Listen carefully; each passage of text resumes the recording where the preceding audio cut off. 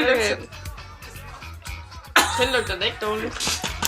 Og det er enten popcorn eller røg. Jeg skal også lige på toilet. Ej, Ida, prøv lige at tage den ind på toilet. Ida! Nah, you got f***ing rejected.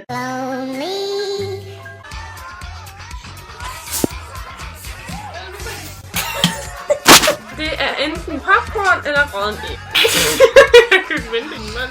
That's what he said. Er det rødden æg? Jeg er ikke typen. Jeg ved ikke engang, hvor den på.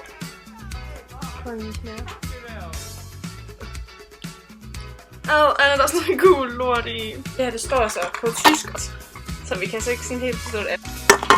Ja, okay.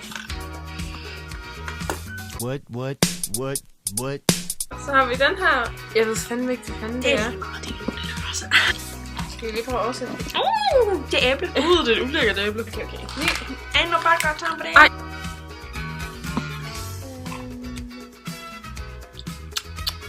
Hvad fuck er det, du gav mig? Det smager som hvis du tykker en gren eller sådan noget.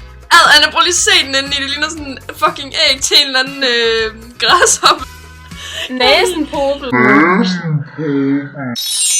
Jeg ved ikke engang, hvad næsenpopel er. Så for helvede. Jeg spiste en næsenpopel.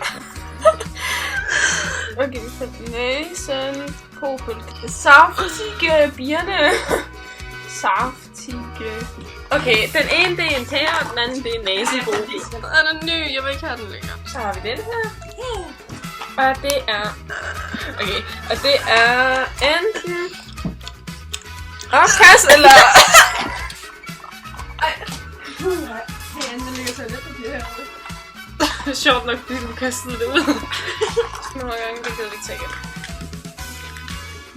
Fuck, stinker!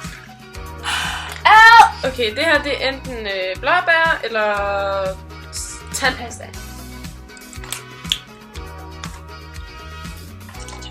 Okay, den her, det er den sidste vi har. Det er enten tutti frutti eller stinkende sukker. Ej, Ida, det må du altså ikke, det er en slimer. Det er stinkende sukker. Ida. Lige luk til den. Ej, det gider jeg. Vil du skylle den ned med noget popcorn? Eller rødne æg.